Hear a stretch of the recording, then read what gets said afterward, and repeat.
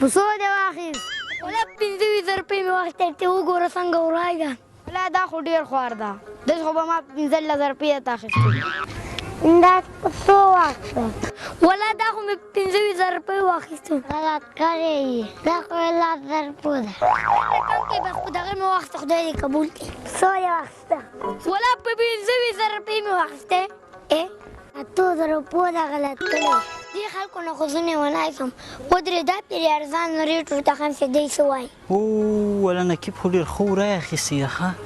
ولا 1,000 روپۍ ورای داسې دا په څو اخیستی؟ وړکیه په څو دې واخیست؟ دا خو مې ولا په 8,000 واخیسته. دې په 8,000 روپۍ څه کوو ساده سړی دا خو یې غلط کړی. داسې خو ما په 6,000 روپۍ ته اخیستي وه بله ورځ مې هم غونچه ګل ته واخیست. زه لیونی یم پاګل یم اعصاب مې خراب دي.